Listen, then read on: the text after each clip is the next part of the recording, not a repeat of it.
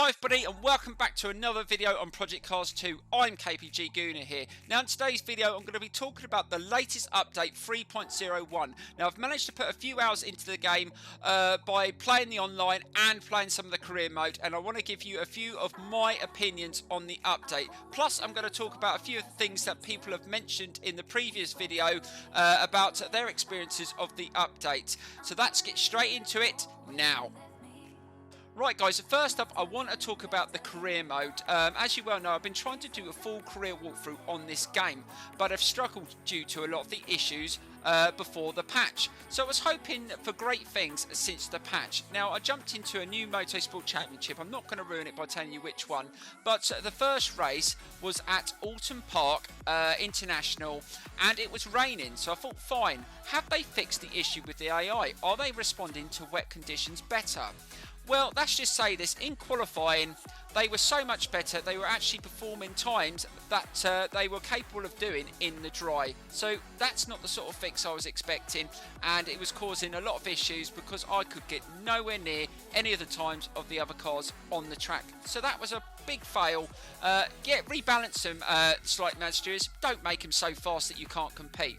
And the other issue with qualifying, I found, due to the wet conditions, I came off the circuit a few times and caused a bit of damage. So I went back to the pits thinking repair the car, get back out on circuit. But the issue is, once you go back into the pits and you come back out on cold tyres. That's fine, you're used to that. But they don't bloody warm up. So you go back out and you can't get no heat into your tyres. So qualifying is effectively over. So those are two issues that I've already noticed with the career mode. So I thought this is not working, so I switched off and I would have to think another way around that one. Right, on to the next problem.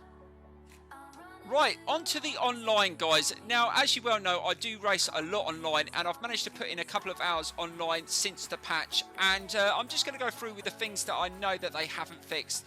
In the online lobbies, when someone changes, the host changes the car and track, you still have trouble changing your car, and it flashes through various cars, and when you're doing multi-class, you find it hard to change your car. That's still a big issue. There was a lot of people being disconnected and not being able to join the race and ended up spectating. That's still an issue. Right, on to one of the main things from the fix. Did they fix the lag?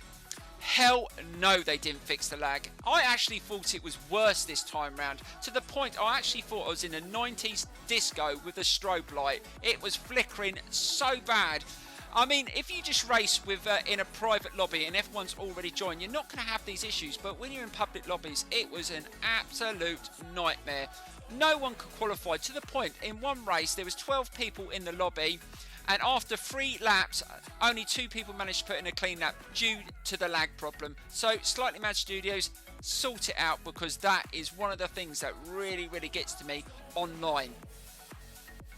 Right guys, now I want to talk about handling. Now I've tried about 8 to 10 cars since the update, and I can say at least 80% of the cars I tried felt much better since the update. Now some of these cars were ones that were on the list that had been tweaked, and the handling felt a lot better. I felt like I was getting a little bit more response through corners, under braking. I was getting more feedback through the wheel, and this was on the Logitech G29. I haven't tried it on the Thrustmaster T300 RS yet. I will let you know when I do that. And I was having a few issues with calibrations. A couple of times I had to recalibrate my pedals because they weren't working properly. I know that a few people left comments on the last video that they're having major issues with the Thrustmaster T500 RS, and I had a lot of messages from people saying that some cars were pulling to the left, some cars were having their rear tyres overheating, you know, after a lap or 2 laps, and not being able to sort that problem. So there is a few issues here and there, but overall I do think the handling has improved, so that is definitely one plus point. But please let me know in the comments below what cars you've tried, what cars you still feel that need to be fixed, even ones that they listed in the patch to be sorted out. Right, let's get on to the next area in this update. Right guys, now I want to talk about one of the game modes that they added on the update, and that's the online championship game mode. Now this game mode was supposed to be on the game from release, but for some reason they left it out. I don't know whether it was because of issues or they just tried to rush the game out and didn't have it finished. But I can say I did try a championship, only one of the smaller championships, because you can do anything from 2 races to 8 races I do believe, and it's all preset. As long as you've already set it up, you chose the friends which you want to enter, it is very good. I did like the way that was set out and it worked very nicely. Now I can see a lot of people using this feature if you want to do like GT3 championships, touring cars championships. All the races are set out, you know what races are coming up, and the way that it all works, it was a very good thing to add to the game, and that is a really good positive.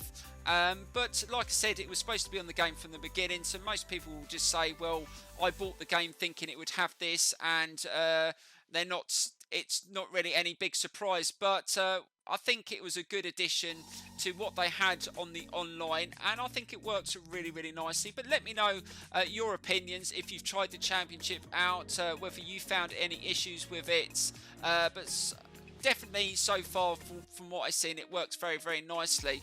Now like I said, I've only put a few hours into the game and I'm still got a lot to go through, more cars to try out, more tracks, and I've still got to go through some more of the things that were listed on the patch. I mean, it's going to take a while to go through everything, as there was a lot added on that patch, and like I said, I know this videos had a few negatives in it as well as positives, but like I said, they're not all my own opinions. Some of them were, some were obviously put in the comments of the previous video as well. But let me know in the comments below what you found since the patch. Has it made your experience better or has it made it worse?